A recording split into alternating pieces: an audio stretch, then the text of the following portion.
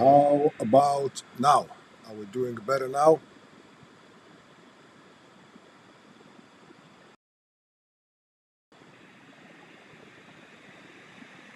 Back. Hopefully, this reconnect, disconnect. Yeah, YouTube hates me again. All right, let me know, guys, if it's gotten any better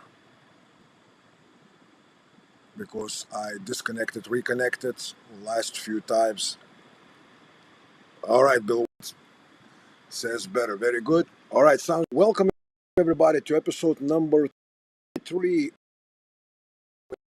We have a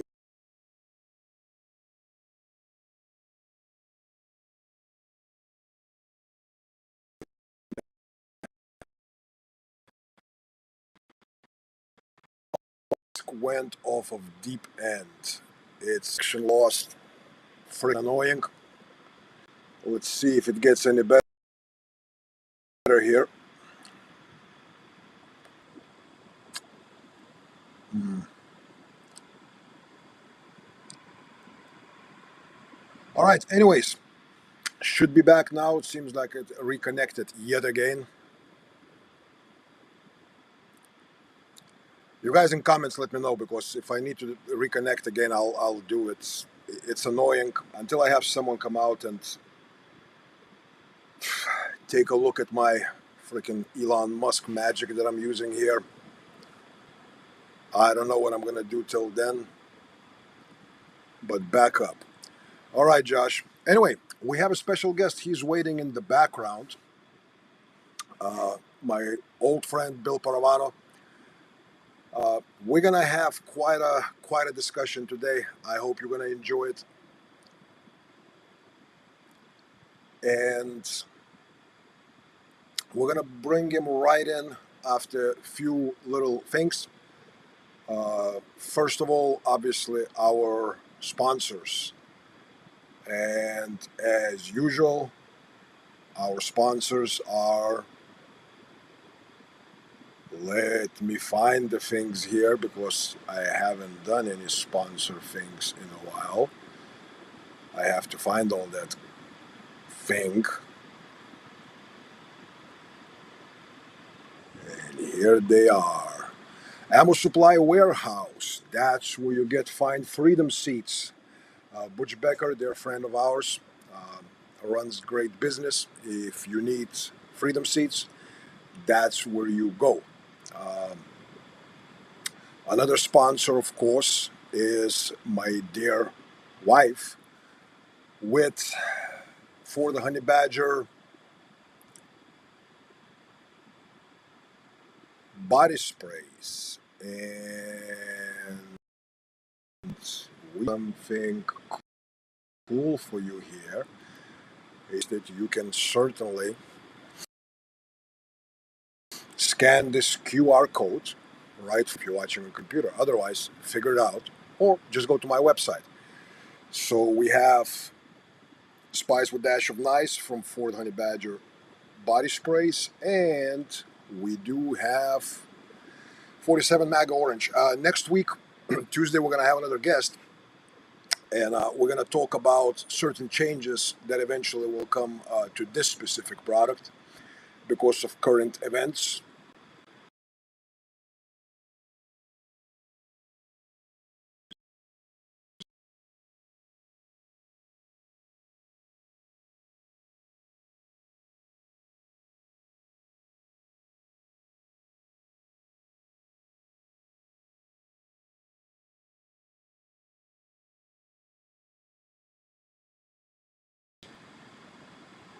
Today's guest is Bill. Bill has been around. Bill has been around. I've known Bill for many, many years. We got to know each other through training in Systema, and it was great pleasure about a month ago to reconnect with Bill when I went to Philadelphia to Vladimir's seminar, and got a chance to work with Bill, got a chance to talk, and got a chance to watch a little bit. But we'll ask all those questions once we bring Bill in, which is about to happen right here. There's Bill. Bill, how you doing? Okay, for some reason, Bill, I cannot hear you. It's either something with your microphone.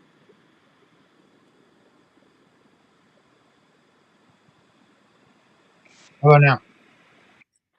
There you go. I can hear Okay, you now. Coming in loud and excellent. clear. All right, everybody. So this is Bill. Uh, for many, many years, he's been known in certain circles as the knee pain guru. And many, many years ago, I had some chronic issues with my back.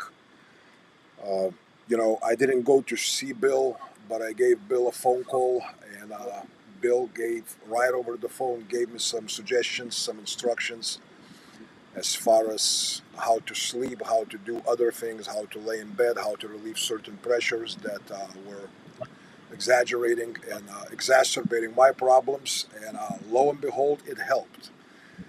Uh, we're going to be asking, I'm going to be asking Bill quite a few questions. You guys, if you have questions, certainly by any means, put it in the comments, and to the best of our ability, we'll try to attend to those questions as the live stream goes on.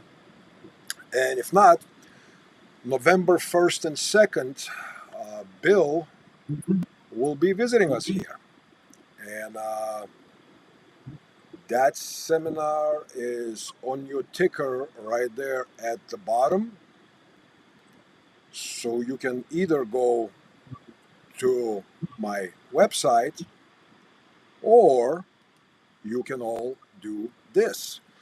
There's your little QR code that you can scan. The price that you see there for Longevity in Motion seminar on November 1st and 2nd, it's not going to be the same price forever. So $325, it's as low as it's going to get. This is introductory price. I will be taking that seminar myself. My son will be taking the seminar, and now I've been told by my dear wife that somebody is going to watch our baby, but she's taking the class too with you, Bill. So you're going to have basically, a full family, full Puzikas family, except the 3-year-old taking your class here when you come in November. So I apologize for that, but you're going to have to deal with 3 Puzikases in the class. Bill, can you tell us, before we go into a little bit into history or whatnot, but specifically in regards to this event that you're going to be doing here, a 2-day class, November 1st and 2nd, Longevity, Emotion, Neuromuscular Re-education, what can you tell to our viewers and listeners as far as, like the essence of what you're trying to project, what you're trying to teach people, and what is this about? Every time we move is an opportunity for the body to release tension patterns. Every time we move, we're engaging reflexes. The same type of reflexes when you go to the doctor and the doctor taps your knee with the little rubber mallet to check reflexes. Those reflexes are engaged when we move. Those reflexes are engaged when we stub our toe or smack our head. It sends a reflex through our body that tells our body to tense up. Stub our toe, smack our head. We tense up. The body, the nervous system perceives this as a threat, as a fear, and that signal is sent through the body, causing the body to protect itself in very simple terms. And when we move, we have the opportunity to engage these very same reflexes to release the tension patterns. So the body is either tensing and getting more compressed, more restricted, and we have less movement, more access to the range of motion in our joints, or we have the opportunity to increase our awareness and deepen our understanding of these patterns that are going on in our body and how the reflexes can be engaged to release those patterns. So that's the essence of the seminar, is to point out they're essentially like the photo negative of what we normally look for. We're of the age where we used to have photos developed, and Yes, we remember you that. have the picture, but then normally when we got those pictures developed, they usually had in the sleeve, they had these little, like the negatives. Yes. Everybody, when they focus on pushing the body, when we create tension, when we experience pain, it's like we're looking at the picture. We're looking at the photograph. But in the seminar, what we're going to learn is to increase the awareness and understanding of how to identify the photo negative. Because the photo negative is where the body heals. The photo negative is where the body recovers faster. The photo negative is where the body lets go of injuries, traumas, accidents, surgeries, stresses, and tensions that's built up our entire life.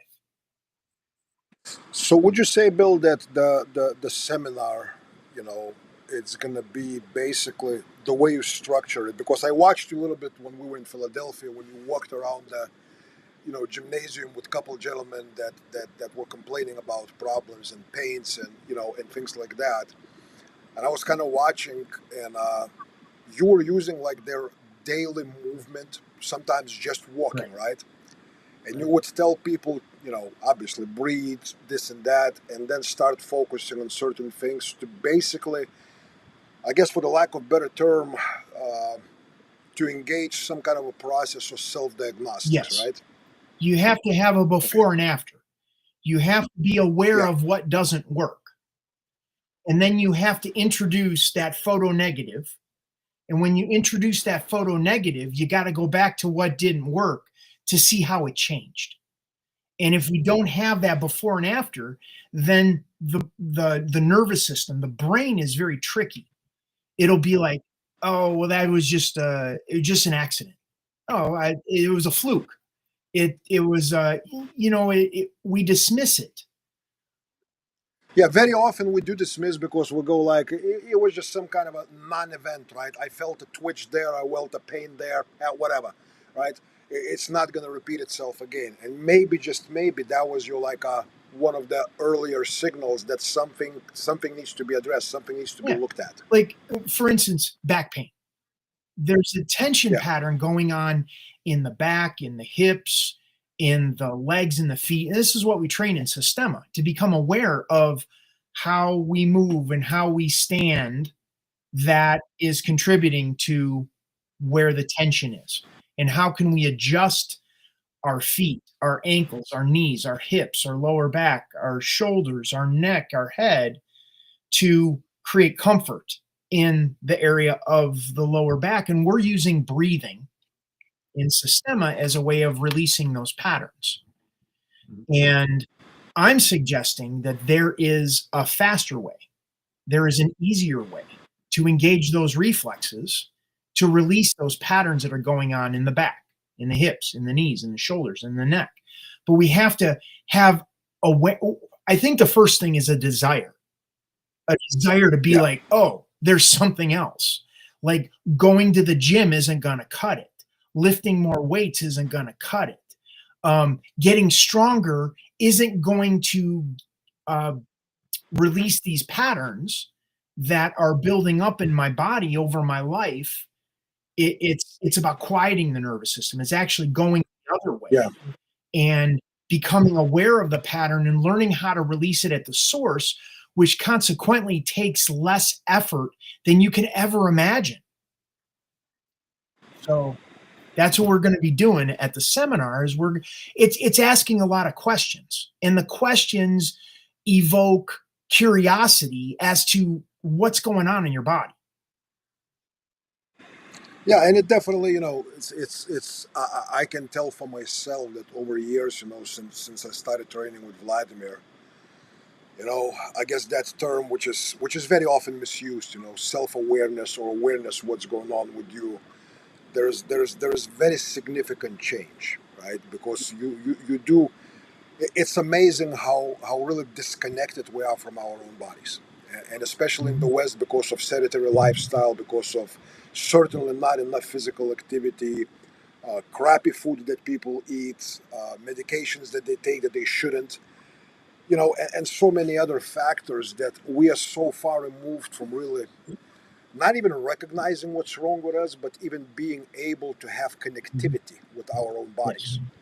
And in large part through Systema, through slow training, through breathing, through sometimes through heavy punches and Mhm. all that, we reconnect, right? We reconnect. But then there's additional process to that, just having connectivity but not recognizing what are the signals coming Mhm. through, right? It's not necessary. Yeah, I have awareness that something hurts, but just having awareness that it hurts, that's not quite yet the Mhm. battle, right? So very cool, Bill. If you don't mind telling our audience, how did you start on this path, both with Systema and as far as you know now it's spanning Yes. decades, your work with pain, with injuries, with that kind of stuff. How did it start for you, man? Well, it started with a knee injury. I was in Your own Yes, knee injury? yeah. Okay. I was in judo before, Like that was my martial art before I got into Systema. And I dislocated my left knee 4 times, before I went to the doctor. My learning curve was pretty flat. My awareness was pretty non-existent. And it was like if something happened, I just doubled down my efforts on whatever I was doing until it was like a self-destructive type of pattern. And finally, after the fourth knee dislocation, I decided I'd go to the doctor. And doctor, it was I was in Louisville at the time. Hmm. And the doctor told me that I had torn the ligament in my left knee, and you know, I needed surgery. So a month later, I had surgery, and in my mind, at that time, it was like, oh, well, it's just like going and getting your brakes changed, or them swapping out an engine. And it's like they're just going to fix the part that was broke, Yeah, and I'll that's be it. back on the mat. No big deal. Didn't quite work like that. I did the physical therapy, did what the doctor said, did the physical therapy, and then the doctor said, "Well, you get your legs about the same strength, and I'll clear you to go back to judo." Well, what he meant was, "I'll have a big titanium knee brace for you that you can go back to judo with," and it just doesn't work. Like you can't train with this big titanium knee brace in judo. You Yeah, do something and it's like wielding an axe in practice. It just doesn't work all that well. Um, so that kind of started my journey on, well, I got to figure this out myself because the doctors and the physical therapists didn't have any answer beyond the surgery and the physical therapy. That's all they had to offer.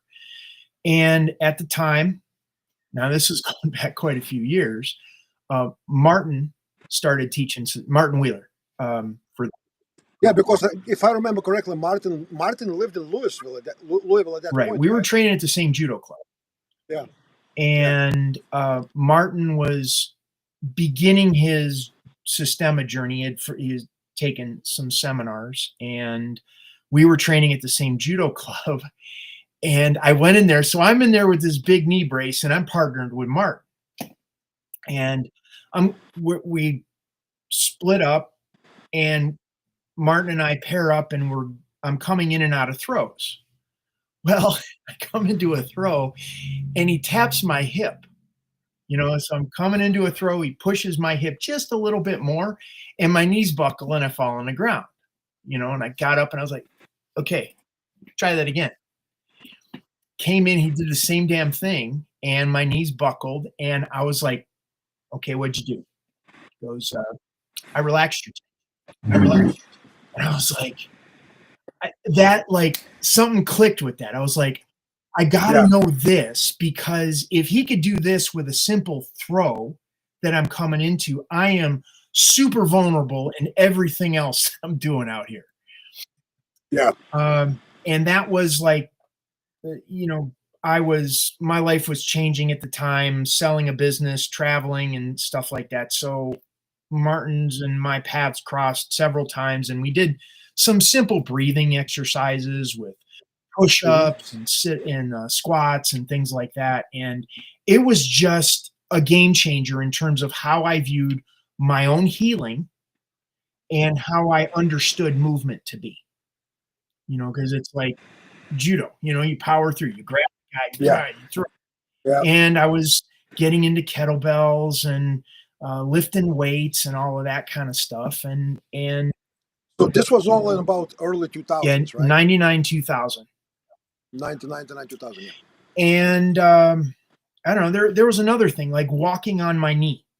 Like it was a Hmm. hardwood floor, concrete floor, and I had ACL, 6-inch ACL surgery scar on my knee, and of course it was extremely painful.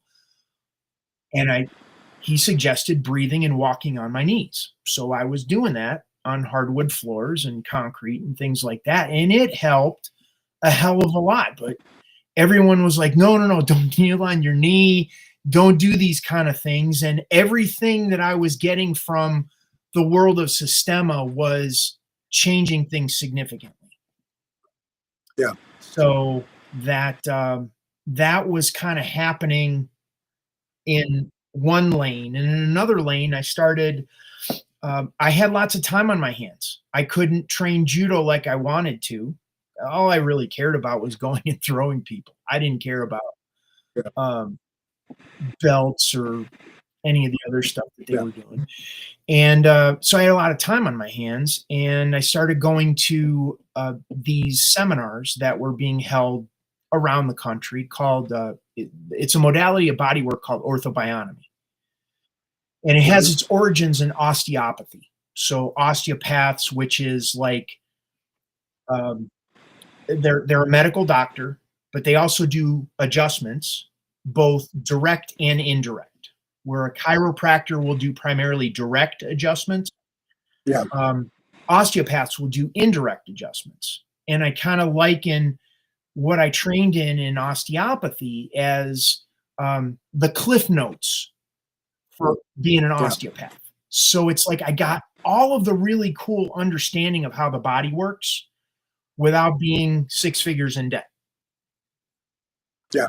Pretty cool. Pretty Yeah. good deal. And after studying orthobionomy and Systema for 5 years, this was about 2005, I realized they were both talking about the same thing from opposite ends of the spectrum. And when that light bulb clicked, the more I trained Systema, the better the orthobionomy got. And the more I worked on clients with orthobionomy, the better Systema got. So, That's pretty cool, man. It's interesting convergence. You know what I mean? Of seemingly unrelated fields of study, right? And then you find how much in common there mhm, is, and how it's all, it is all surrounding, this super complex system of, of people say of evolution, but I will just say of mhm, creation. And what an intelligent design we are, and very often how in how unintelligently we use it. you know because a lot of things that I observed over years in my own injuries and in many other people, like one of the gentlemen here, he said, "This is the man with whom I should become better acquainted, Bart Stewart." God willing, you'll meet Bart. Hopefully, he'll be able to make it to November class with you, because God knows Bart needs your help with that. And when you see Bart, you'll know why.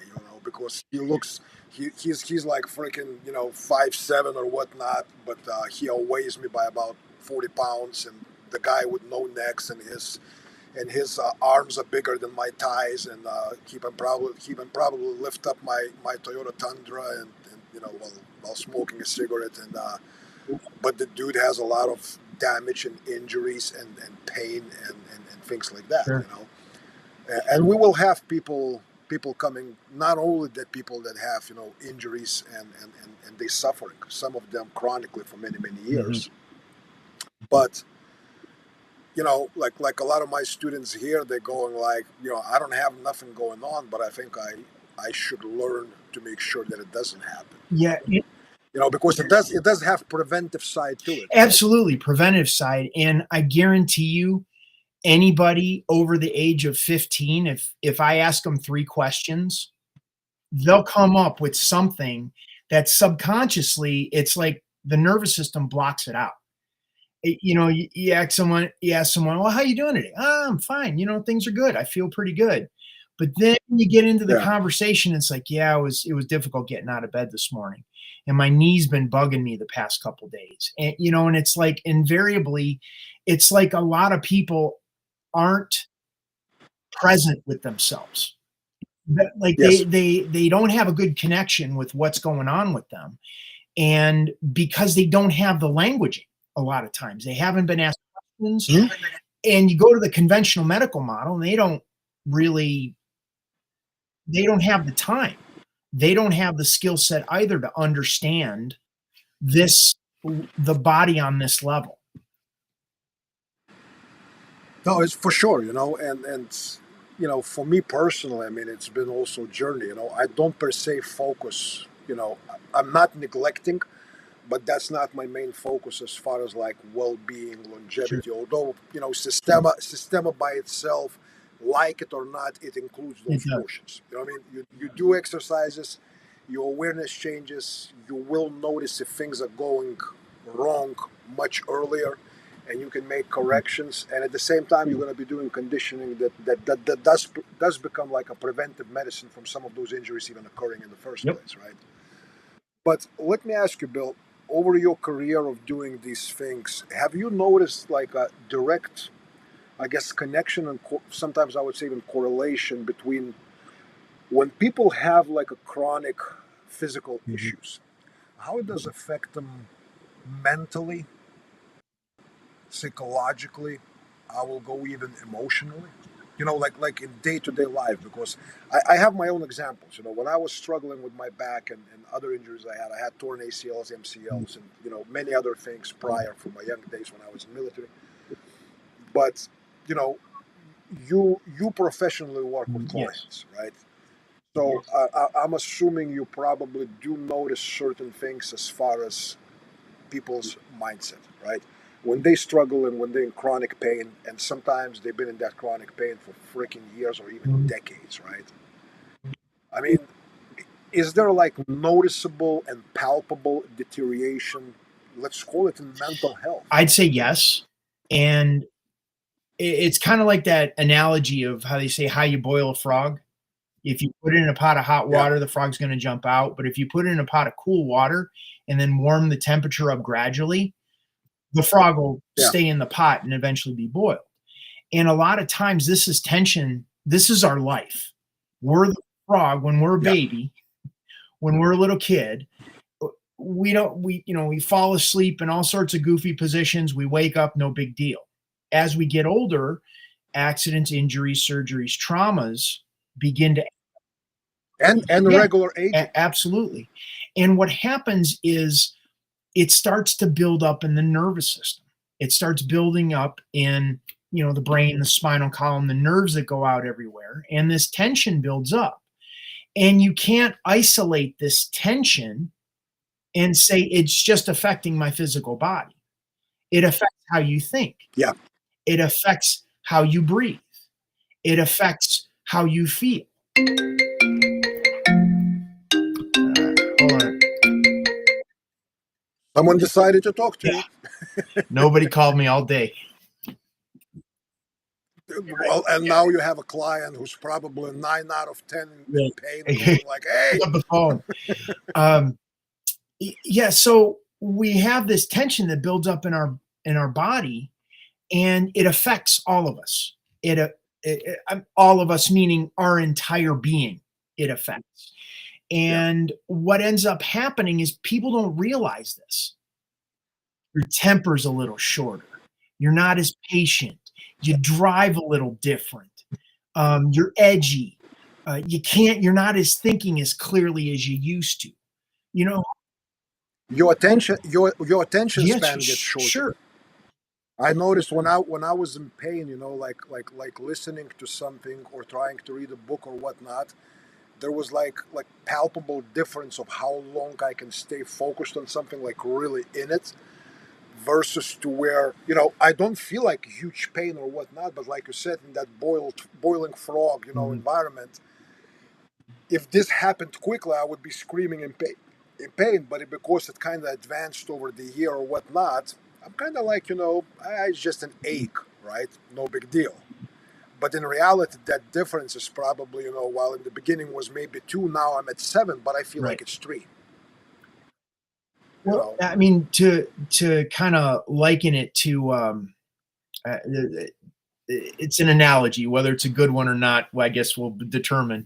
But my understanding, I've been in conversations where they were talking about how to deal with being tortured, and if someone's torturing one part of your body, you bite your lip, you do something in another part of your body, and that diffuses the tension. So the intensity of the pain in one part of the body isn't as acute because you've created it in another part of the body.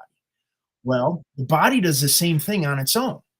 If you um, tear a ligament in your knee, If you pull a muscle in your neck, your body compensates in another way to take the pain out of this one area to diffuse it in another area.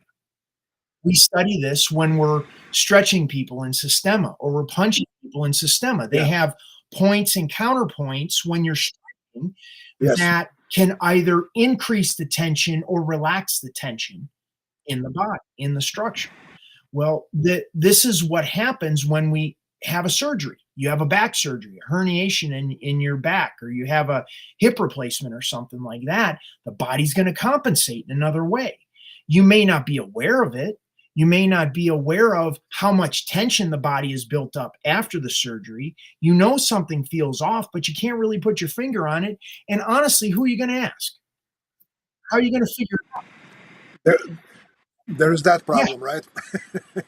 So that through the process of creating comfort, this is the whole premise of the workshop, is that by creating comfort, you relax the tension in the nervous system. You shift the neurological state that the body is in. When it's in pain, when it's tension, when your awareness is not as sharp as it used to be, because of the tension in your body's in a sympathetic neurological state, fight or flight state. And the more you create comfort, the more you quiet the nervous system, you move it to a parasympathetic state.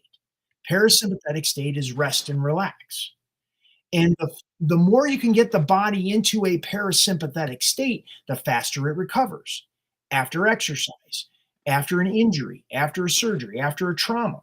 That's the goal, is to get the body into a parasympathetic state as quickly as possible and as long as possible to diffuse the tension, like bleeding off the pressure in a pressure cooker. Yeah, yeah. So and like examples with Systema, right? Like during Vlad's seminars, so not just Vladimir's, many Sure. of his students and us who've been under him for many years and decades, right? You work on something and you have people lay down on Mhm. the ground, right? And you tell them become Mhm. comfortable, right? And then they do little lift the hand this, breathe this, and these are the things that it's interesting because again with the increasing self-awareness of what's going on with you, I think that engagement on that parasympathetic state happens sooner. Because at first I remember like first few years going to Vladimir seminars or whatnot, to me it was like kind of like very Mhm. obscure as far as what's the difference. But then it did become pretty defined. It was pretty defined change from that sympathetic, state of existence into Yeah. parasympathetic. And you were talking about this is a great example. You were talking about how it affects the mind and the emotions. So when a person first starts the exercise, lay down on the ground and just breathe and find where your tension is. 9 times out of 10, the new guys they're over there, what the hell are we doing this for? Which is the Yeah, emotion that's coming up, that's underneath the hood, the frustration, the anger, the anxiety, the tension, the stress that's going on that they don't even recognize. they don't even call it anxiety. They don't even call it tension. It's for them. It's a regular. Right. This is how I am. What do you mean I'm Right. tense? I'm not tense. I'm relaxed. I'm just relaxed as I am every day. And you go like, dude, that is the problem. You are like this every day, Right. all day long.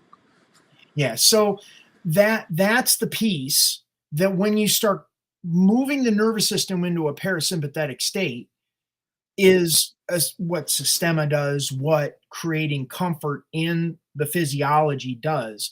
It starts bleeding off those tension in the mind and the emotions.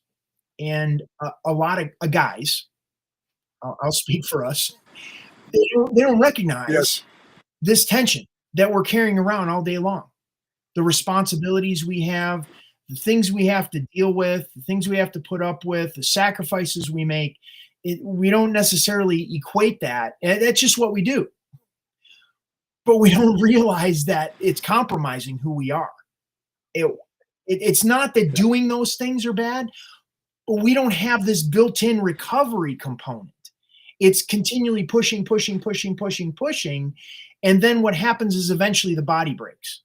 Eventually, I can't ignore the pain Yep. anymore, and I got to go to the doctor, and I just want to get it out of pain. Your prescription. Here's a shot. Oh, okay, that doesn't work. Uh, Physical therapy, that didn't work either. Okay, well, we need a surgery. It doesn't necessarily mean there's anything wrong. Like, you don't necessarily have to Yep. have a surgical procedure to eliminate the pain, but that's the doctor's toolbox. They have their uh, the square that they're on, the skill set that they have. If they can't give you drugs, they can't give you shots, they can't give you physical therapy, they can't do surgery, then they can't help you. And we don't have that Yep. built-in mechanism of recovery in our life.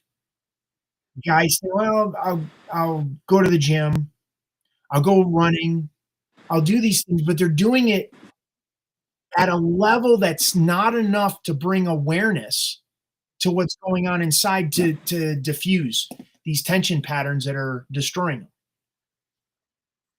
Yeah, it's kind of like again, along the same lines, like you say, it's not necessarily the best example, right? But like people go like, there are things going on in my life, and I'm tense and I'm nervous and I'm anxious and all that, so I'm gonna meditate, right?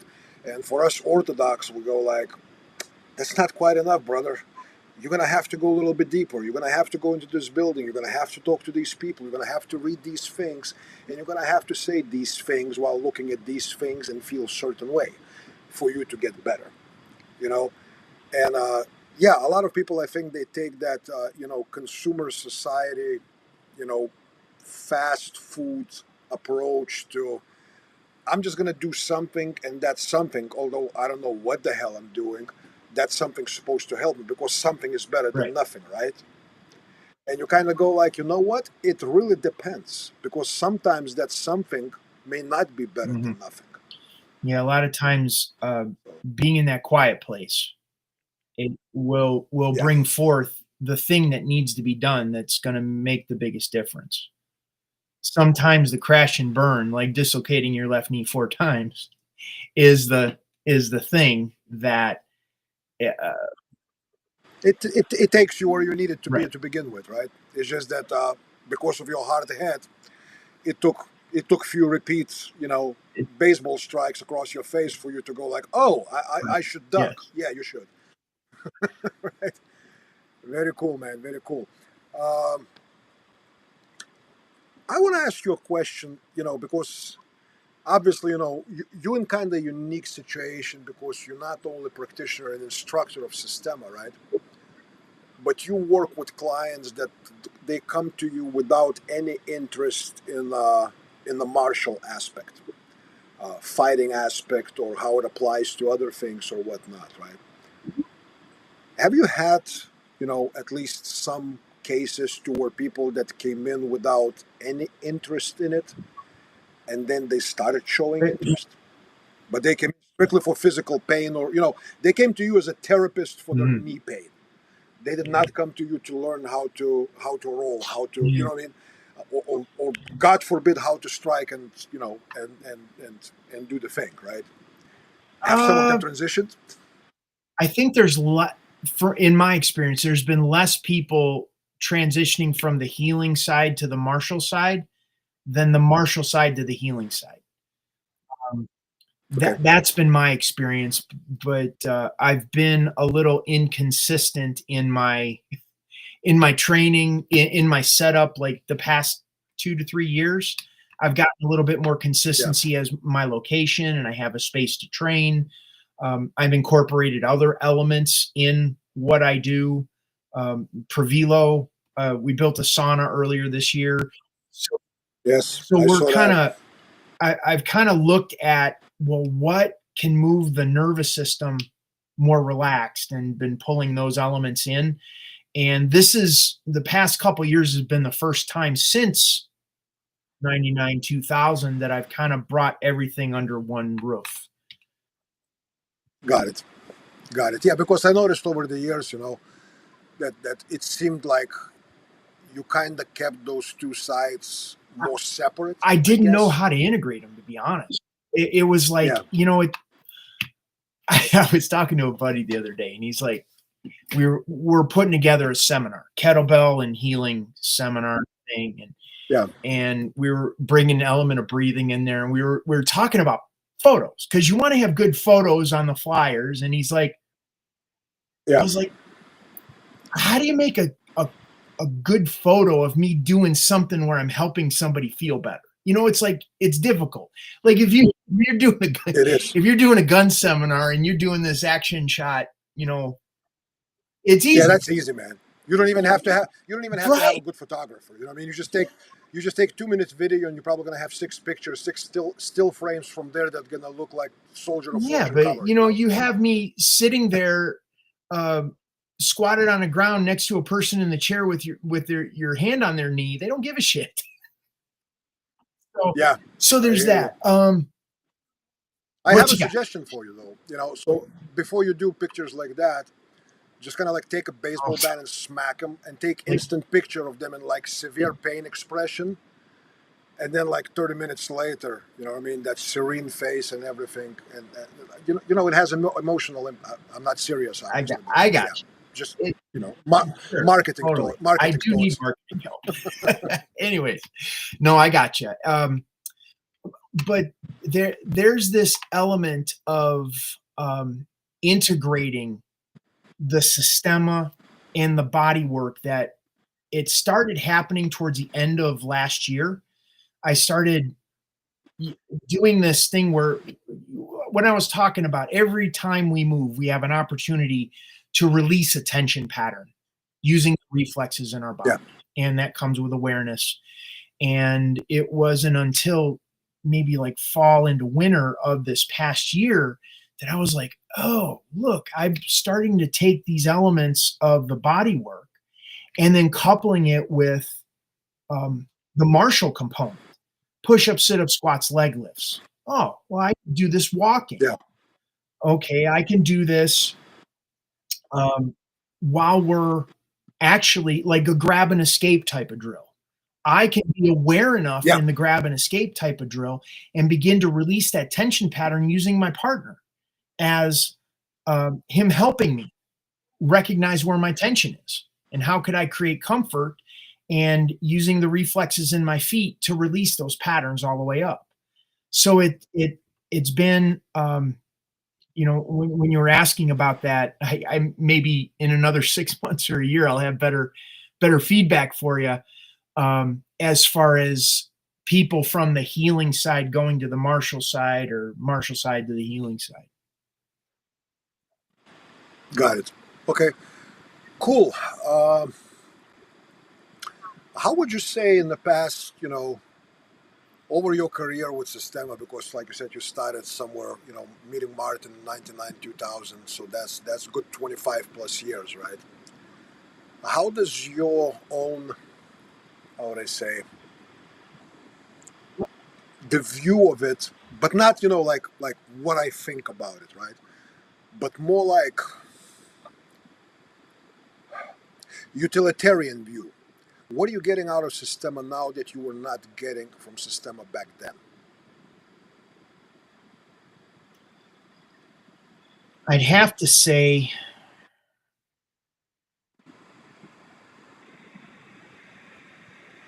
a level of relaxation in my nervous system that I didn't have before. Um, there was more of when I first started Systema, it was like I had something to prove. Um, and as the longer I studied, I realized there was nothing to prove. I just needed to show up. I just needed to show up and be Bill, and I had a better time. So I don't know if it's definitely the training has changed. There's more focus on sensitivity and awareness and movement and things like that. The healing aspect of it, um, but in terms of I'm doing less. There's less tension in my body, so movement is just generally easier. Um, so uh, Yeah, it was interesting to me when we worked for a few minutes, more than a few minutes during the Philadelphia seminar. It was specific drill that Vlad had us do, and me and Bill paired up, and I was kind of like focusing on the work, but there are other people, obviously 100 plus people working around us and all that. And it was interesting to watch because I saw a lot of myself many years ago Hmm. around me. You know what I mean? Choppiness, and you know what I mean. You're doing the work, and there's this choppiness. Ooh, it's my opportunity to do something. You know what I mean? Yeah. Instead of you know and I was watching, people being taken down, and then they struggle, and then they stumble out, and it's this and that. And me and Bill just, they're like, I guess for people looking from outside, we were not doing much. Hmm. Yet at the same time, like, there's a lot going on here. It's just not a lot to see, And Right. I find that work interesting because, working with you, working with Frankie Filetti during the Philadelphia event, it was very interesting again to see. I'm like, man, I'm looking at some guy who's been doing this maybe for 6, 7 years ago. Like, hey, look at that. That's me. Yeah. That's you know what I mean? Sure. So I find it kind of interesting. I don't really write it off that we just gotten older.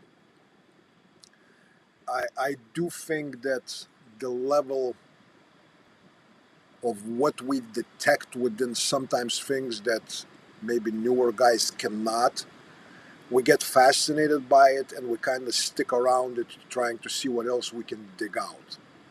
Hmm. While a lot of dudes, they kind of rush quicker to go like, well, let me get to the action stage, right? Hmm. And do some action. So that's that was one of my interesting takeaways from you know from the Philadelphia event. All Hmm. right, where are you located, and what classes do you do, Bill? If people, because I'm not writing off the possibility that some people watching may be somewhere close to your neck of the woods. Sure. I live just north of Asheville, North Carolina. So it's Western North Carolina. uh, We train on Tuesdays and Fridays. Tuesday evenings, we do Systema and Pravilo. So we train for hour and a half, and then we get stretched out on the Pravilo. And it's then so interesting to me to hear non-Russians the way they say pravilo. I always internally, I always smile. But well, I do what I that's can to put a smile on your face, Sonny. yes, thank you. Because everybody thinks that I never smile, but my old friends know that I smile sometimes. This is true. Right. Uh, and Fridays we do Systema sauna. Okay. So we do train for a couple hours, and then we get it's a wood fired sauna, so I get it fired up just before practice, and by the time practice ends, it's a good temperature. We get in there and we sweat, do about 3 or 4 rounds in there, and I get a cold plunge. I Okay. get a cold plunge Okay. set up as well. That's cool. So, but each week it's like I see these guys that even a few weeks ago when they first started um, coming into practice, how much more relaxed they are and how much more aware they are of where they're holding their tension, even getting it up and down from a chair, Yeah. um, holding their breath. And it's amazing to see because the more they become aware, like the whole concept of uh, the observer changes the observed. So when you become the third party objective observer of what's going on with inside of you, now that awareness provides the mode for change to happen. So the more you're Yeah. aware of the fact that you're holding your breath, the more that you can relax the tension in your breath. Yeah. So anyhow, sorry. Yeah. There is a gentleman posted a question, and I know it's the question that probably would take a few weeks of classes. What Systema style exercises would you guys recommend for knee pain? Eh, Well, first of all, I think Bill would go like, well, well, yeah, I mean that's part of it. Is it the left knee or the right knee? Is it the front of the knee, the back of the knee, yeah, inside of the knee, outside of the knee? Is it going upstairs? Is it going downstairs? Is it when you're twisting to the right or twisting to the left? And then we could begin to have the conversation Yeah. as to whether even exercise is right, because exercise may not be your fastest way out of pain. Exercise can actually exacerbate the issue and further embed a dysfunctional tension pattern that caused your pain to begin with into your nervous system. Yeah, So with things like that, Bill, I don't believe, unless someone is so good that they can give you a very detailed diagnosis of what's going on with them.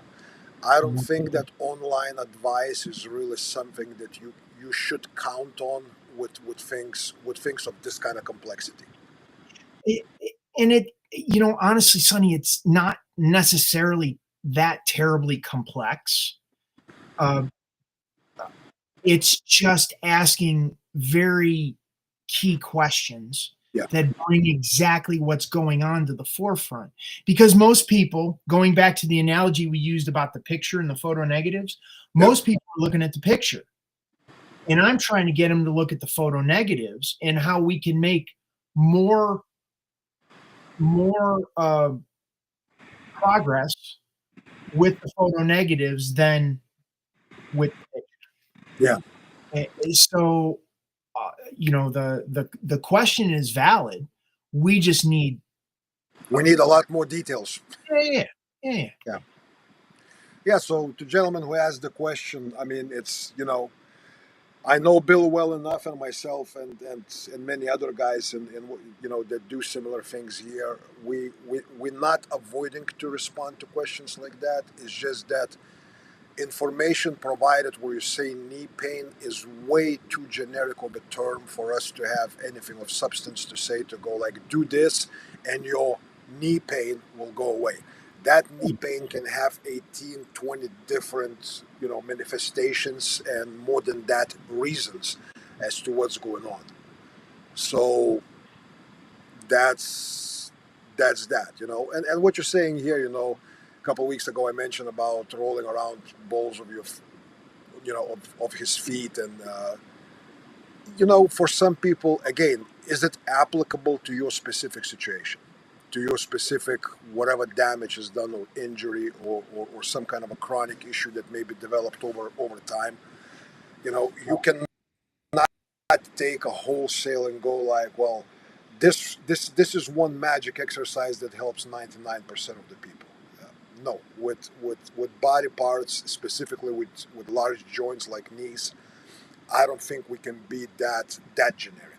I don't think we can be that Yeah, generic. I mean, So just to give this gentleman um, a like a glimpse on it.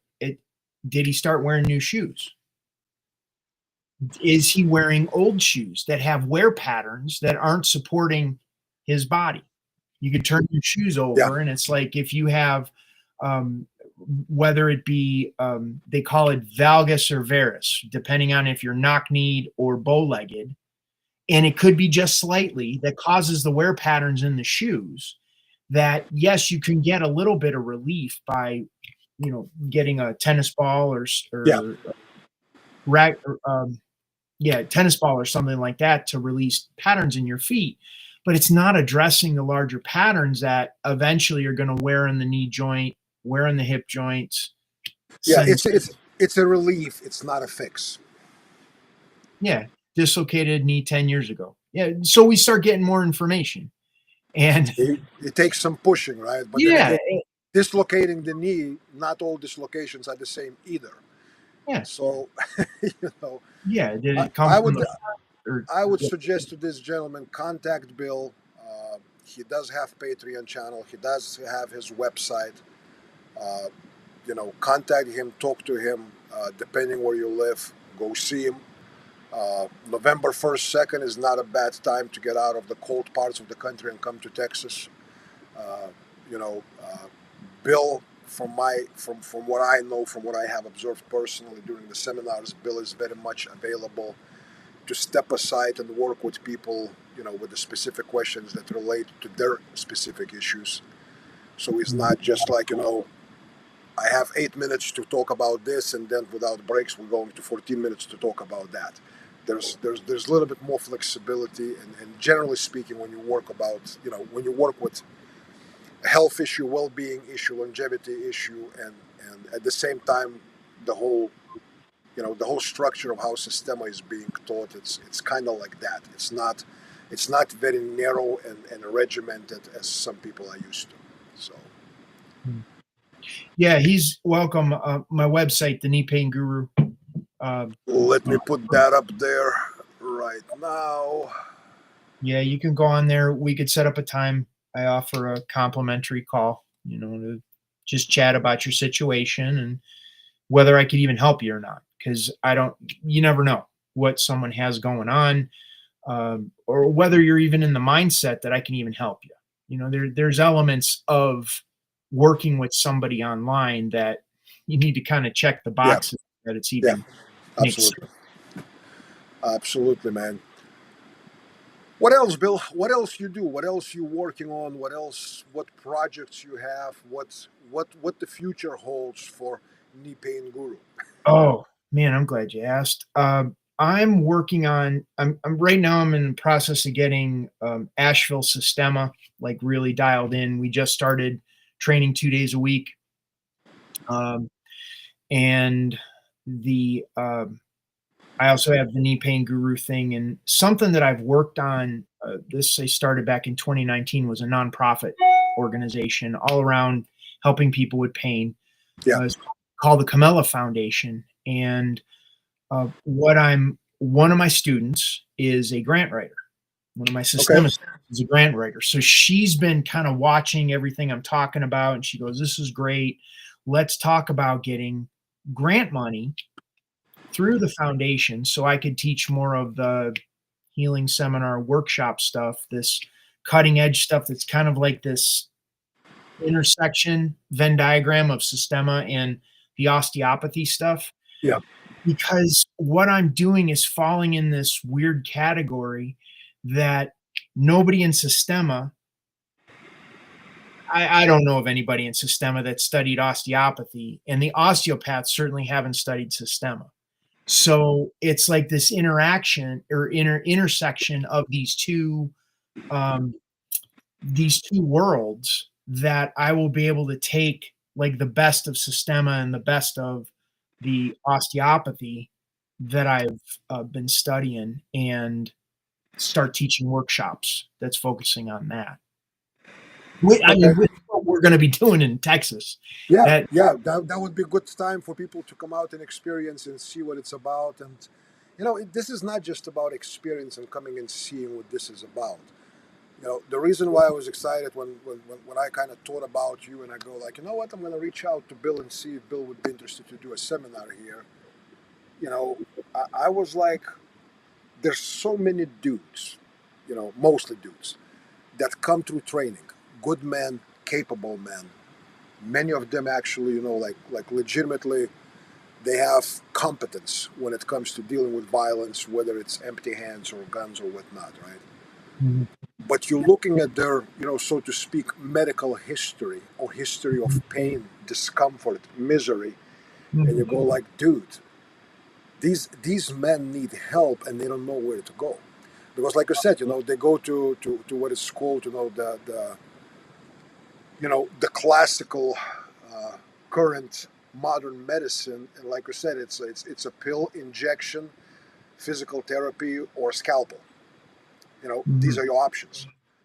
And some people have huge level of distrust with people that do massages and adjustments and all that stuff, because let's admit it, there's a lot of shills out there, a lot, sure, sure. you know so I was like really psyched about it when Bill said, yeah, hell yeah, absolutely, let's do it. So I was like, this is cool. And as I said,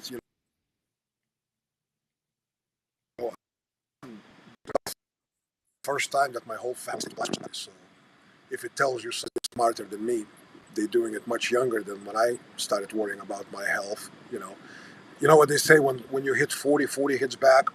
and then when 50 comes, it doesn't hit you. It kind of like explodes on you, Yeah, and then you're kind of going like, oh, I should probably take a look at a couple of things, and you probably already have degenerative things happening in your certain parts of the body and all that. You go like, I probably should have looked at it 20 years ago, but hey, better late than never, I suppose, right?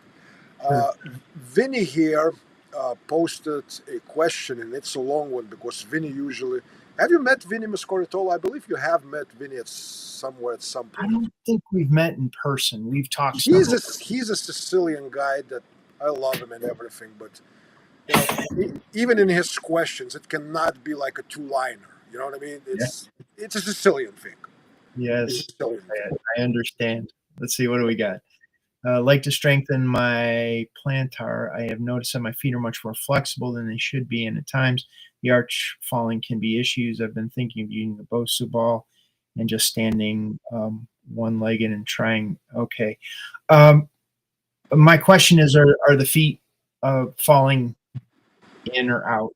I guess that would be the first question, because a lot of times, and this is a concept we didn't talk about today, Sonny. Is it's called the tensegrity structure, Okay. or a tensegrity structure. Tensegrity structure is like a bicycle wheel. You have the rim, you have the hub, you have the spokes, and if you tighten some of the spokes or unloosen other spokes, the wheel comes out of true. It comes unbalanced, and its ability, its strength is compromised. Well, this is what happens with accidents, injuries, surgeries, traumas in Yeah. our life. Our body is a tensegrity structure. And when we have things that happen in our life, the tension pattern in that tensegrity structure is compromised. And when that tensegrity structure is compromised, some things will get really tight, other things will get loose. So we need to look at what is going on, and um, I'd suspect there's stuff going on in Vinny's knees. I know a little bit of his medical history to guess that Yes. things are happening. Anyways, so there is a knee brace that I started working with.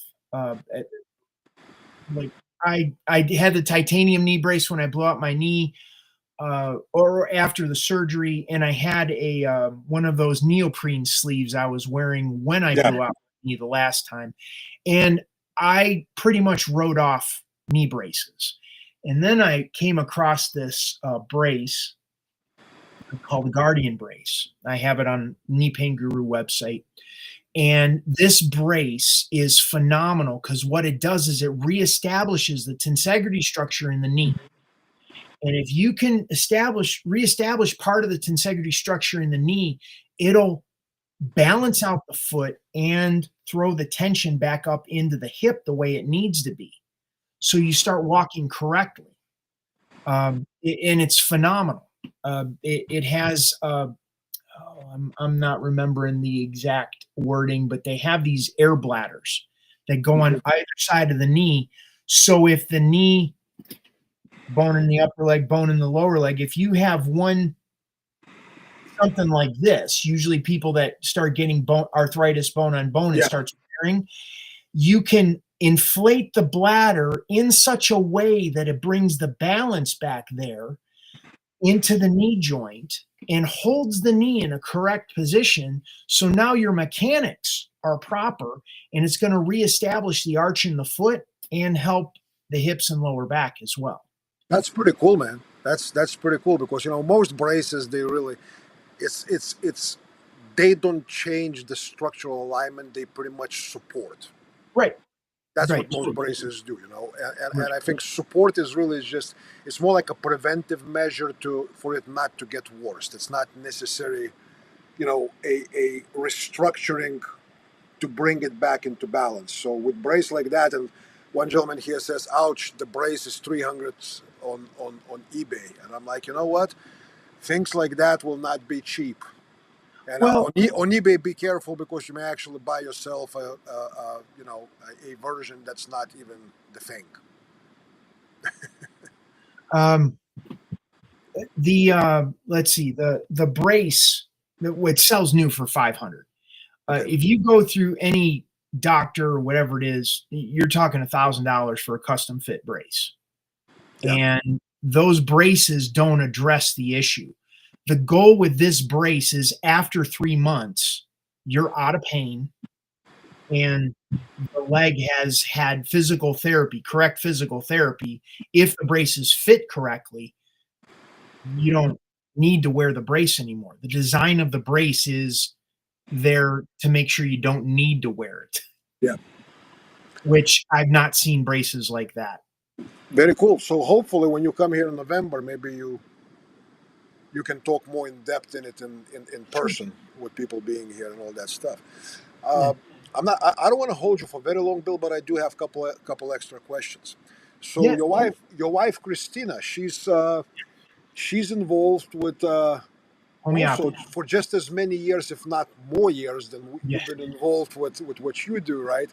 Mhm. She's been involved with a lot of things as far as like a holistic health and those kind of things. Uh, you want to talk about it a little bit about as far as what your wife does and what she offers and all that? Sure. Yeah. My wife, Christina, she is a homeopath, and training Systema and training orthobionomy are like, you know, you could have an entire lifetime just studying those two things and Oh yeah, never get to the end of the bottom of that. She's a homeopath, and if I had another lifetime, that would be the one of, thing. Yeah, yeah, the thing, because it is so deep and it's so rich, and it's homeopathy. For those that aren't familiar, and a lot of people will poo-poo it because they don't understand it. It's yeah, like it's just like Systema. Well, the person just fell, or the person, whatever the thing is, and yeah. they'll say the same thing about creating comfort in the body with the body work. That can't possibly do it. I got to get in there and dig real deep. Homeopathy is like the no touch Systema punch. So it's giving a minute dose of a substance to the nervous system, causing the nervous system to respond in a specific way that it corrects. The body will self correct whatever issue it is: headache, um, uh, lung stuff, pain, um, torn muscle, broken bone, whatever it is. There is a specific remedy created from something in nature that will address what you have going on.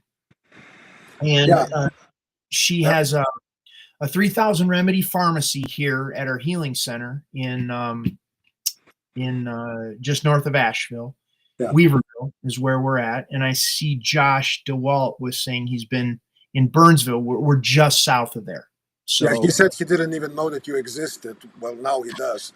Josh is a good guy. He's from Ohio, and he comes to train here. Hopefully, he'll be able to make it here in November. Uh, nice.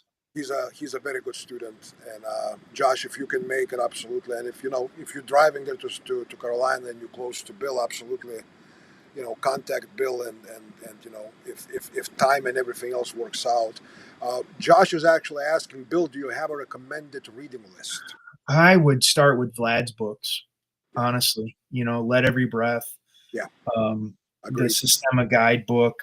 That's going to be your best to reading.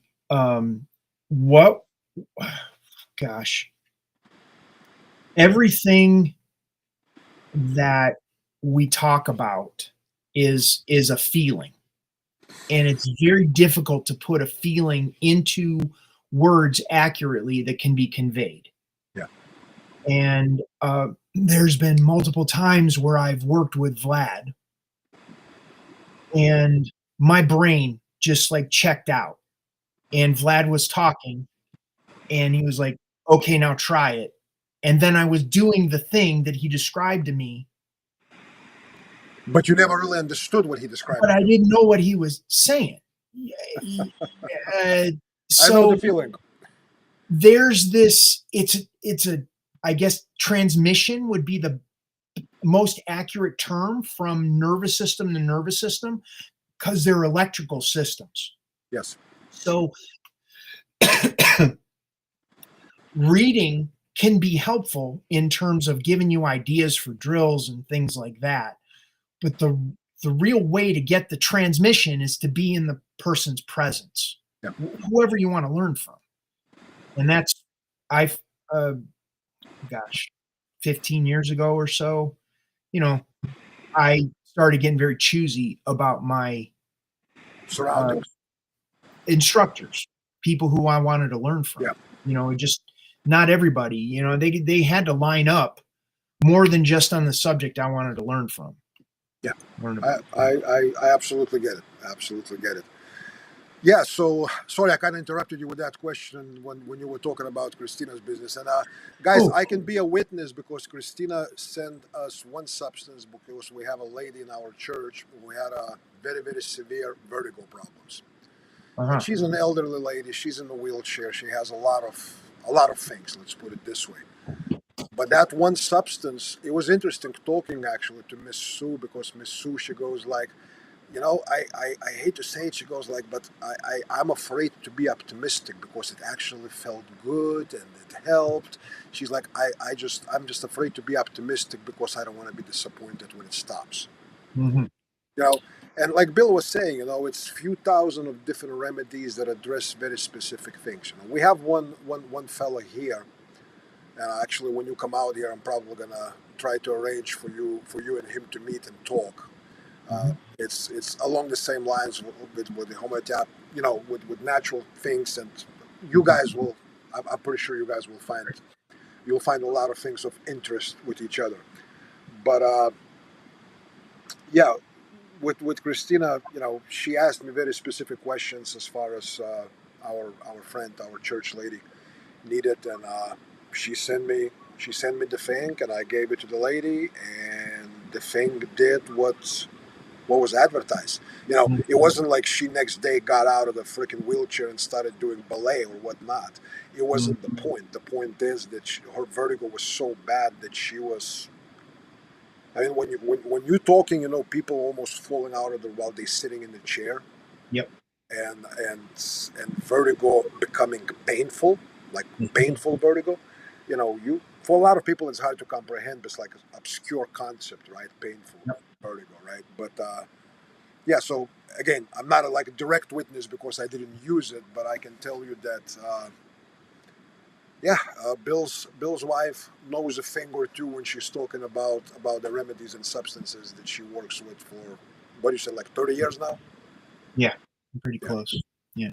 One thing I'd like to point out about that, and it's a different mindset, especially when working with, well, studying or taking homeopathics, yeah, especially with a trained homeopath, studying Systema, doing body work like the level that I'm talking about, that her getting your friend getting better from the vertigo is just the beginning of the conversation. Most people yeah, stop there. It's like, I got knee pain and I rolled on the ball with my foot. Now my foot's better, so I'm good. And they're not furthering the conversation. They, it's like the when we moved at Vlad's seminar in Philadelphia, it was like we're gonna do a movement. I'm gonna grab your wrist, and you're gonna start moving, and I'm gonna see what yeah, happens in my body, and you're gonna see what happens in your body. And instead of stopping and restarting, we're gonna go and give in time feedback to each other to go, oh shit, this is locking up my right shoulder. And yeah, it's like that's the level of dialogue that people need to begin to have about their health with yes, homeopathy, with body work, with things like that. And I tell my students a lot of times, it's the difference between printing and writing cursive. Because printing, it's yeah, like you write the line, you pick the pen up, you write another line, you pick the pen up, you write another line, you pick the pen up. And you started 3 lines, and you pick the pen up each time. Where cursive, it's like you're connecting all of the dots. You made the whole word without that pen ever Right, coming off the paper. exactly. Yes. And I think that's what, by design, I believe, we are Hmm. disconnected from our thoughts and our processes in the dialogue with ourselves and with other people, that it's just all printing. Yeah. Because it's convenient, Yeah. because it's faster, because it's also, some people will say, it's easier, Mhm. right? You know, because you don't have to be precise, you don't have to be patient, you don't have to have a mindful repetition. How does the letter L corrects with letter R that goes after Mhm. it, right? I don't know what kind of word would have LR going one after another, but that's Right. separate discussion. But you know, it's interesting observation. Yeah, I remember in the Philadelphia class with Vlad, we were working and we were like both kind of going like, oh, look what happened here, Totally. look what happened over there. And that conversation, like you said, it was progressing way beyond, the first. It was not checkers, it was more playing chess with our body, like four movements down, and what does it mean, Yeah. right? How could we make both of us better chess players as a result of our Yeah. interaction? That Yeah. And it was very cool because there was no, like, neither one of us had like any desire, like, who's gonna take whom down and right. who's gonna be. It was like non-existent issue. You know what I mean? It Mhm. was work. And then going back, plugging the class again. But Yeah. that's the level of movement that the body can heal. And we can Yeah. use that level of movement both as the person attacking and the person defending. We could use that movement to study these tension patterns within ourselves and use breathing and relaxation in that movement to stretch out places we can't get to any other way. Yeah. Absolutely. Absolutely. Again, guys, I want to repeat again. Bill is gonna be coming here to For the Honey Badger. And by the way, we do have, Bill, we do have options if weather is such, or if you decide that it would be more convenient for you to do it indoors. We do have available indoor facility with air conditioner and all that stuff. Unfortunately, or I would call it fortunately, it's a hard floor, it's a concrete floor. But we do have a building. One of my students, he's very gracious about it and lets us use for Systema classes and Nice. all that. So we can choose whether we're going to do it, outdoors in the woods on the dirt, or we're going to go into the building. But once people register, we'll let them know once we decide. And obviously, we can adjust for the weather. If it's raining Yeah. or whatnot, we're definitely going to go indoors and do that indoors. But again, Bill's coming here November 1st and 2nd. I do believe that you mentioned that you're going to be traveling with Yes, Christina, right? we were offering So, it as an option if people wanted to see us for sessions the day before or the day after the seminar, that we'd be available. yeah, so guys, contact me. Let me know because they're gonna be here together. So whether it's something that you need, more personal attention, so to speak, to issues, pain, chronic issues, or just deficiencies within your function, it's a great opportunity because you can hook up with Bill. Whether it's Friday or Monday after the class, and get some private time where he can look at your things, and with Christina being there, she can also give you advice. Hey, here's what we see, try this. And it's an awesome way, to address that without going to our not so much trustworthy you know modern medical field, because it has its place. It's things like trauma, things like like radical interventions after trauma, and heart attacks, and stuff like that, and very high tech stuff with stroke, the golden hour thing. I get it, I understand, but a lot of other things, and I would say majority even of ongoing health issues, I don't think that modern medicine is the place to go. And me and my family, we kind of distance ourselves from it quite a bit, and results are more than satisfactory. Let's put it this way. So you guys that are interested to find out, how this works and things that Bill is going to be showing as far as longevity and motion, neuromuscular re-education, and how to understand what you're doing as you're doing it and how it affects you, I highly recommend you do this. Here is your QR code for that class. The price will change, I believe, August 1st. It will go up and then it will go up again just prior to the class. So this is the lowest you're going to be able to get.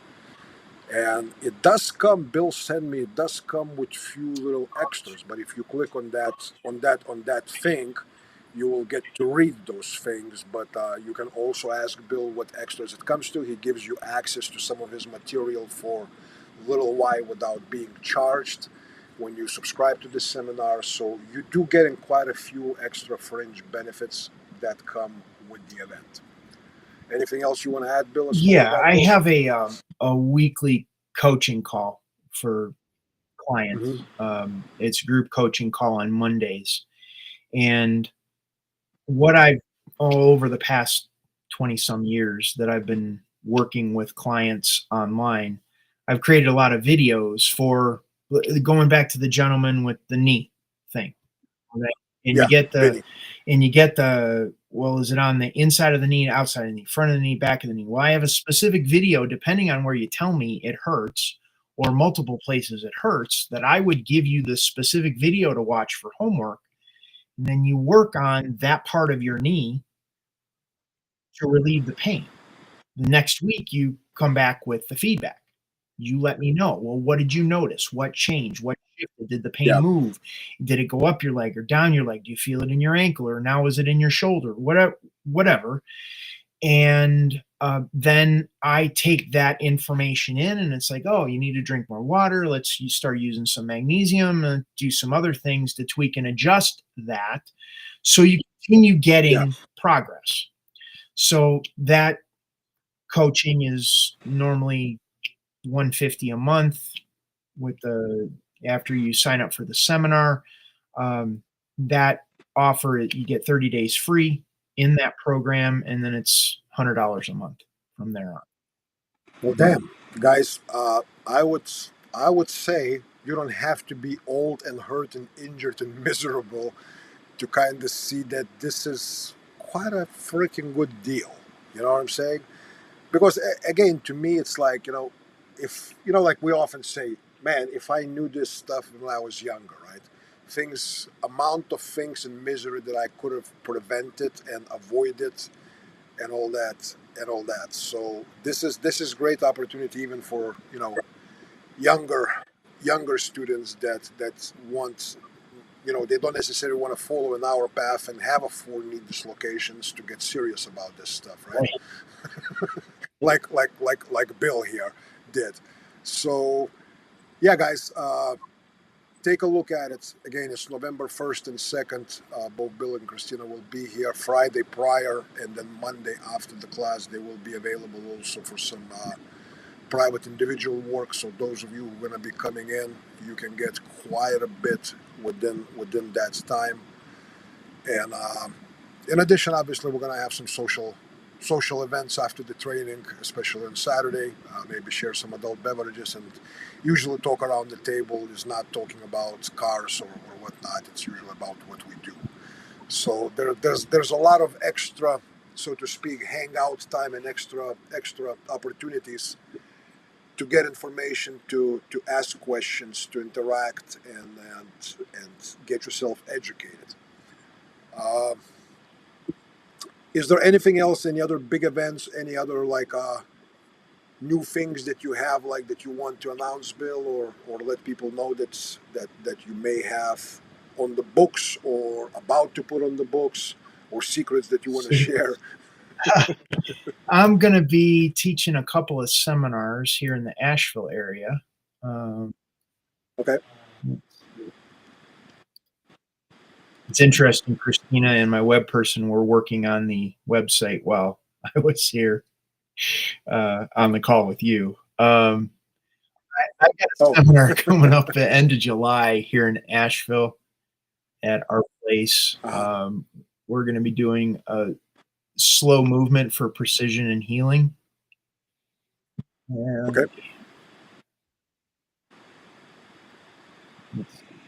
Interesting. In July, you're doing slow movement for precision and healing. And here in Texas, I'm doing July 12, 13 Systema class, 2-day weekend seminar called Filling the Space, which is also kind of like, we start working at the distance and then we learn how to fill that space with substance, with not allowing that space to be filled by our opponent's desires or Mhm. moves.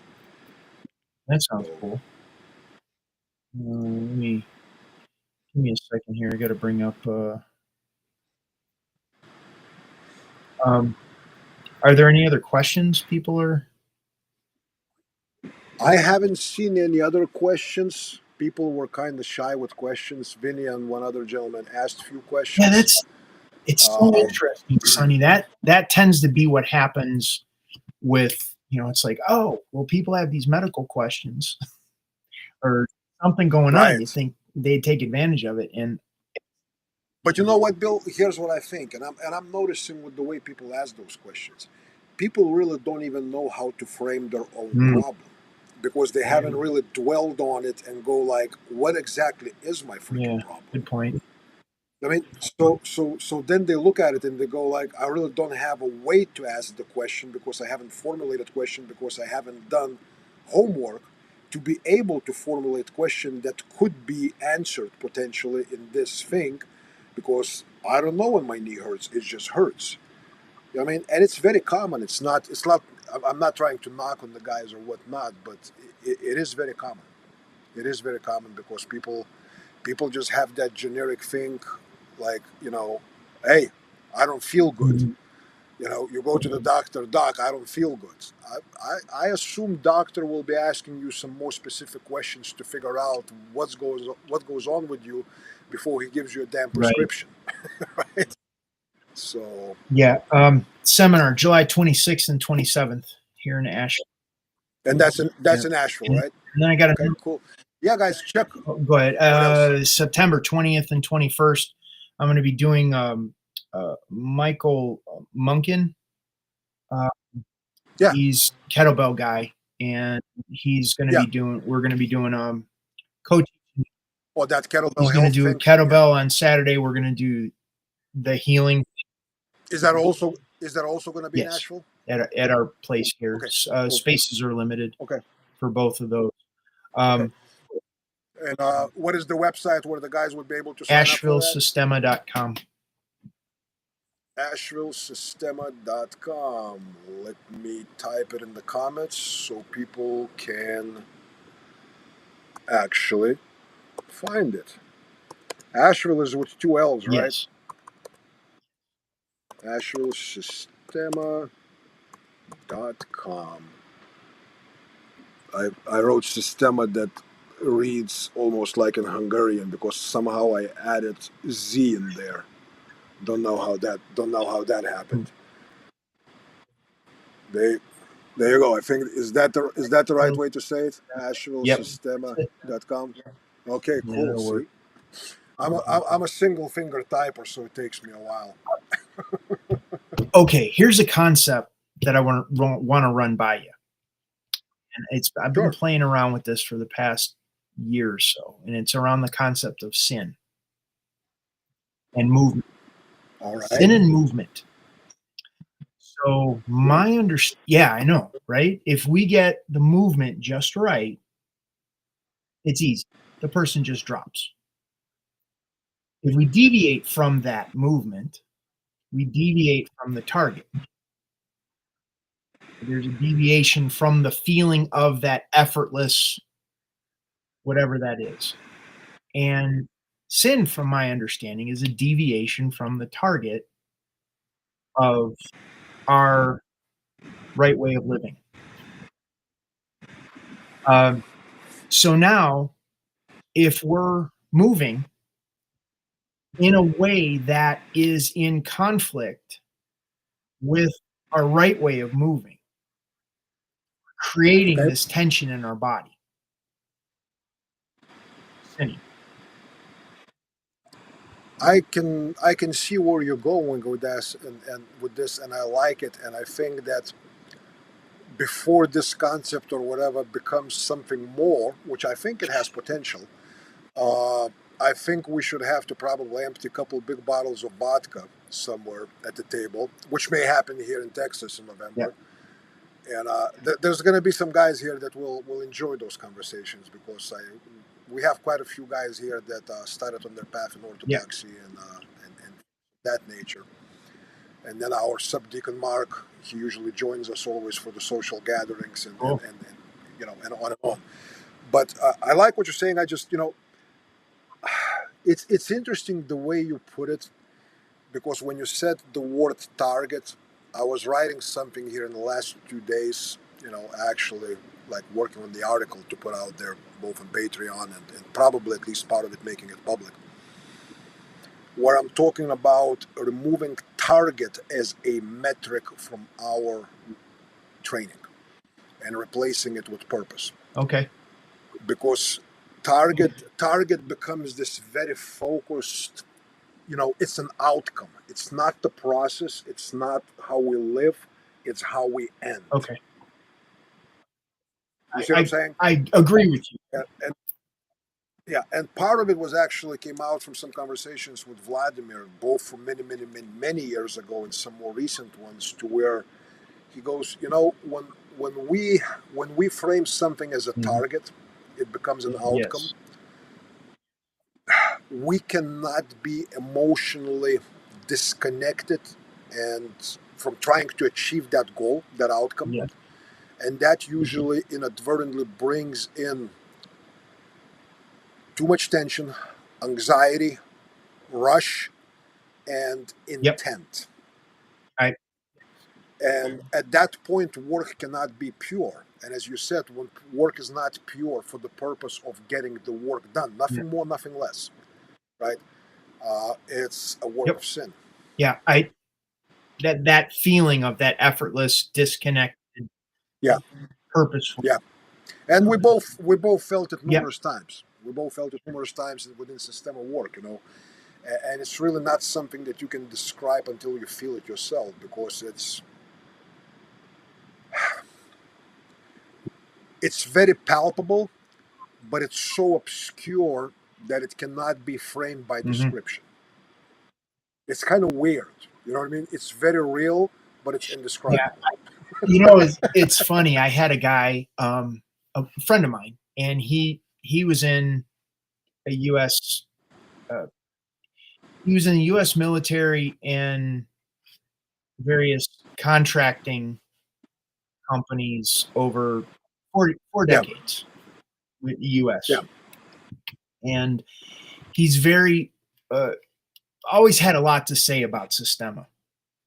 Another of story. course. I gotta remind you about a Dayton seminar you taught, but that just put that as a pin in it.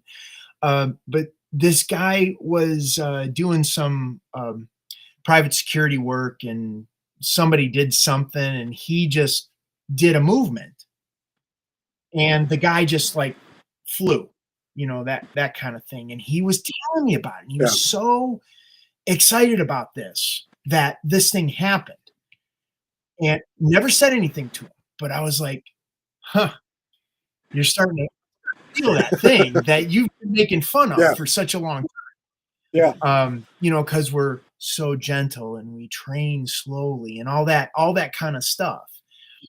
Right. And yeah, so it was, I never pushed Sistema on him. I always listen. He always had a lot to say, and just kind of listen, because consequently you could learn a lot. Yeah. True Um, that. but the other story that I want to tell you, I don't know if I ever told you this. There was remember when you were teaching in Dayton back in the early 2000s? You were, That was Yeah, that was. I remember, but that was. I don't remember exactly what year it was, but that was a long time ago. yeah, I yeah. was much better looking and younger. And I taught, I don't know, 4 months after, and Yeah, there was a guy that came up to me and told me this story. He was He was a ranger, Army Ranger, and he was at your seminar, and he basically challenged you and said the Systema punch is bullshit. Oh, I know You the know who guy. I'm talking Yes. about? Okay. Yeah. Yeah. So Yeah. Yeah. you hit him. He's a tough guy. Totally. Like very tough guy. But he told me 4 months later, when we had the next seminar, he said, "You hit him and you ruined his weekend." I'm not. I'm not I, proud of it now, but I'm sure back then I was like, yeah. well, the thing is I bet he didn't say anything. Like it all internalized. Like it stuck in him. Yeah. And I knocked that punch out 4 months later. I That's know. interesting, It man. was crazy because he was like, it just aches like right in the spot. And I kind of like looked at everything and, well, and it comes Yeah. up. And Yeah. it was the You have to know how to evict those things because people hold on to right. things. They really do. So it was just interesting. And I don't know if I ever told you that story, but No, I never heard of it. This is the this first time is, I hear it. oh gosh, we're going back. But I know who. Yeah. But I know It's exactly gotta whom be. you're talking about because when you said tough ranger guy, yeah, I know who you're talking about. And like this is almost 20 years now, but it was Yeah. just like, oh my gosh. It's like when you throw the keys to a Corvette to a 16-year-old and they, Yeah. it's like they have the real potential of wrapping a car around a tree. That's what I was like when we're learning how to punch back in those years. And I was like, Yes. oh my gosh, there's a Yeah. real. Yeah, and like looking back, man, I remember like talking to some guys, from seminars that I taught in the early 2000s. Like people would tell me, they go like, and 10, 15 years back, I would repeat those stories with almost pride, going like, see how hard I can Yeah. hit, see what things that I can do. Now looking back, I go like, I was not doing a good job. Yeah. You know what I mean?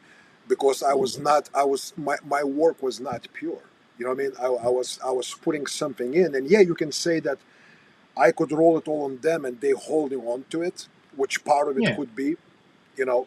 But there was also partially what was accompanying my moves, what was accompanying my work as well, and now having kind of, at least I hope, we haven't gone past those stages. It's kind of interesting to look back and hear stories from 20 years ago. The Yeah. guys going like, "Yeah, man, I was walking with your punch for 6 freaking Yeah. months," and I kind of go like, "Damn, I'm sorry." But I think there's this. They're all lessons we needed to learn, like all of us. There's things I'm still Yeah, learning. Getting absolutely. humbled by my wife. Yeah. No, and it's like Vladimir told me for many years. He goes like, "You will be at the stage, and probably more than once, where you think that Yeah. you're good." Because there will be people singing you praises and they'll be telling stories about how you can do this, how you can do this. And I remember Vlad looked at me one time, we were consuming some adult beverages. He goes like, he said it to me in Russian because we speak Russian with him, but so I'll just use like a Russian accent. He goes like, anytime you feel good, come see me. Like you feel good, meaning that you think you are good, Yeah. come see me. And I remember that, and it's a good reminder. It's not that he's not necessarily going to go there and pummel the living daylights out of you to knock your pride out of you. But like you said, sometimes just being around Vlad and the way he works and the calmness with which he projects his work that has so much power to it and so many things that we're still trying to decipher, Mhm. right? It, that itself has very much of a, I would say, therapeutic effect on our Mhm. pride, on our own anxieties as instructors, as those who guide other people, Mhm. and it's cool that he's around and he still has that Yeah. presence. It's a lot of people don't realize what a blessing it is. They really don't. So Uh, very cool, Bill. one more, Listen, oh, thanks. one more What thing. I else? I was at the Philadelphia seminar. Mark Jacobson. and I were talking Saturday Yeah. night, and I was showing him some of the stepping to heel stuff where using the Yeah. reflexes in the feet, Hmm. and he goes, "This stuff is really cool. You got to go talk to Vlad about it." Like, ask Vlad about it because that's what I've been struggling with is trying to figure out the languaging because I recognize everything that's being taught to us, meaning English speakers, there's a translation from Russian to English that there may not Yes. necessarily be an accurate English word or the term that they're using in Hey, Bill, for a Russian. minute there, for some reason, your sound disappeared. I'm trying to see what goes on here, but for some reason, your sound disappeared. Are we good now? There you go. You're back. Yeah. So if you can repeat what you were Am I saying, back? because yeah, you're back. Um, I I realize whatever we're being taught, and when I say we, I mean English speakers being taught, the words that are being conveyed to us is a translation from Russian to English, and there may not be an accurate English word for the Russian term that's trying to be conveyed. I will say you are correct in that sense. Sometimes things do get lost in translation. I Totally. Yeah. also I also think, Bill, that it's to a certain degree, it's a two-sided coin because some things can be over-explained. It can be over-explained where we're looking for this 100% match in verbiage and all that stuff. Sometimes it loses something else that it has to have. But I will agree with you that sometimes and you can listen, like sometimes Russian speaking instructors will translate when Vlad goes into longer explanation. It's easier for him to speak Russian, right? And he goes in Russian. He goes like "И твои удары должны быть полными," right? And uh, and the translation will go like, yeah, and you have to have, and your hits have to be heavy, right? And the direct translation, and it's very, very simple example, right? But direct translation, Polny is not heavy. Polny is full. Uh-huh. Your Right. moves, your moves have to have fullness, and sometimes that understanding between heavy and full, I think it has for many years confused a lot of people.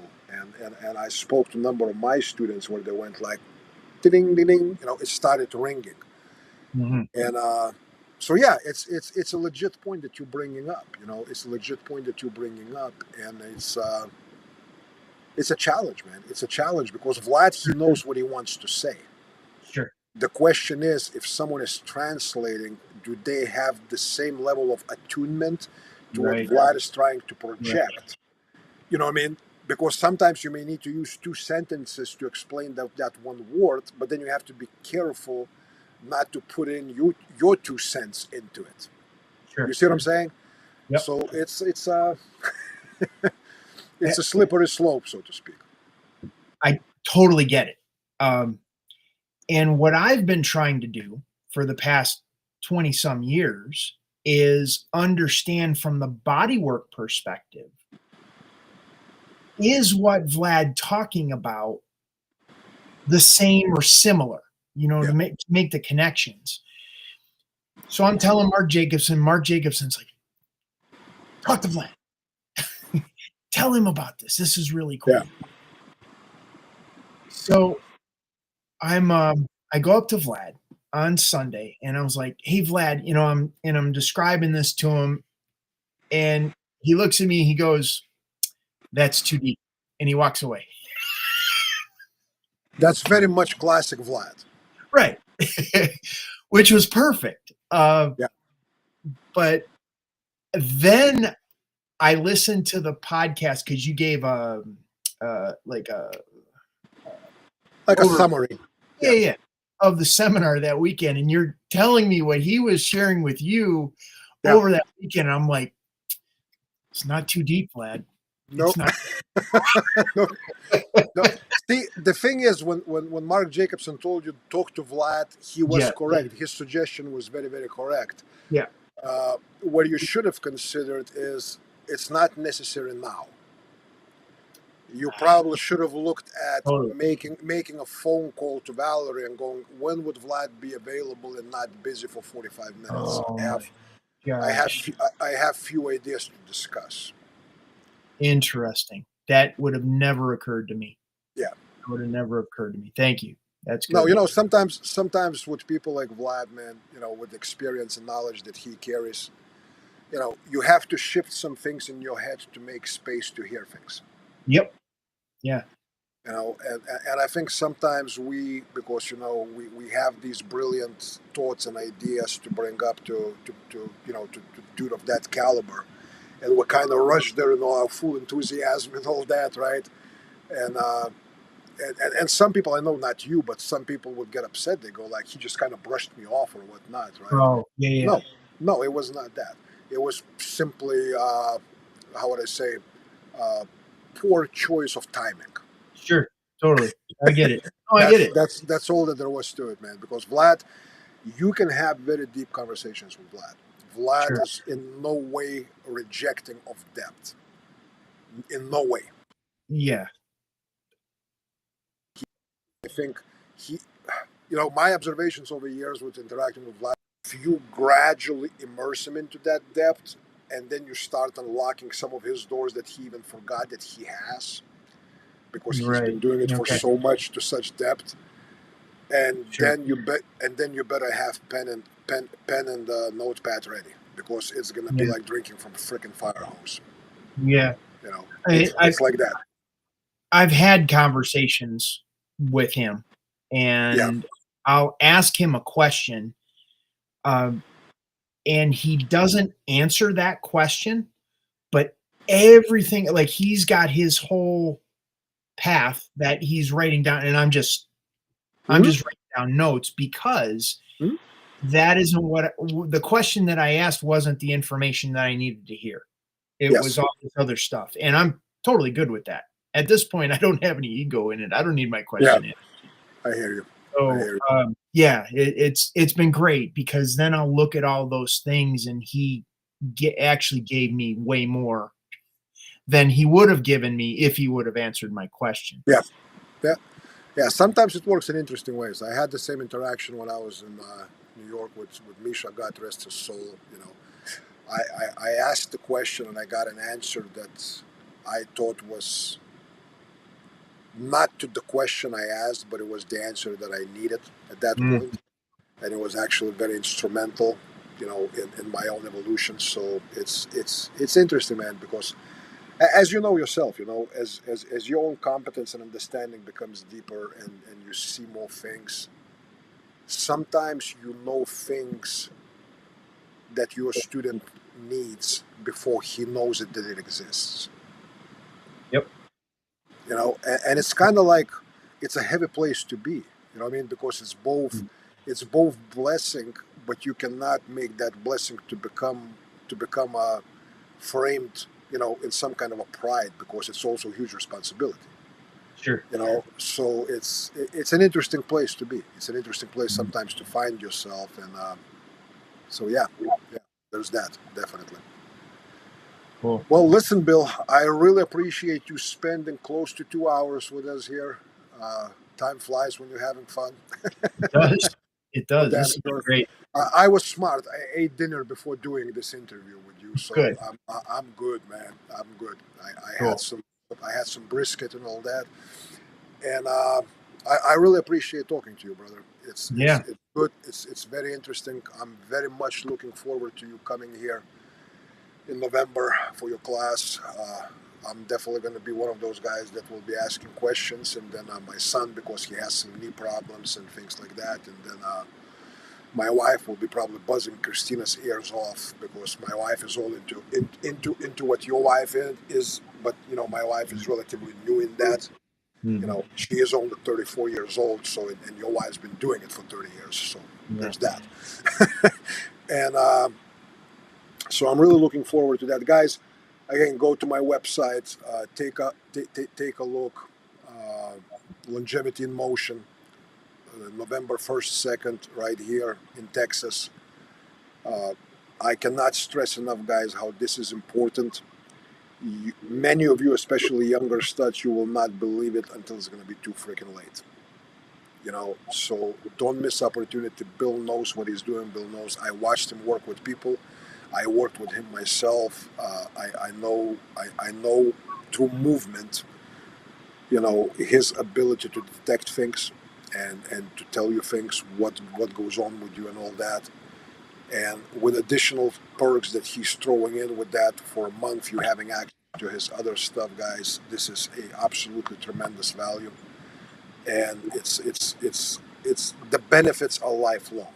You know what I mean? It's not just about learning to punch, to kick, or new trick, or new throw, or new way to charge your AK. To look super operator, super duper cool. This is your daily living. This is your daily living. This is your well-being. This is how you're going to move through life. And these are things that you can also pass on to your kids. And God willing, you can do it early in their life. That way, they start paying attention to that shit when they are still young, instead of having corrective action, as some of us dumb old men have. I'm good, man, until I break myself 16 ways to tomorrow. I'm good. And after that, when you cannot lift your freaking toe, you go like, I need help. Yeah. So if we can teach our kids to not be that stubborn and that stupid, that's also pretty cool benefit. Bill, thanks, brother, for being here. I really appreciate that. Looking forward to talk to you again. I will see you in November. All the best to you and family in all your endeavors and all your seminars. You guys go check Bill's websites, both Knee Pain Guru and his actual Systema. Go check his Patreon page. What again is your Patreon page, Bill? It's Health something. I had it somewhere. Yeah. It's, hold on a second. It's somewhere. I had it somewhere in the I slides. believe it's Sovereignty Lab. There's Sovereignty Lab, but then there's your Patreon page, something health, something. Yeah. Wait a second. Let me find it out real quick.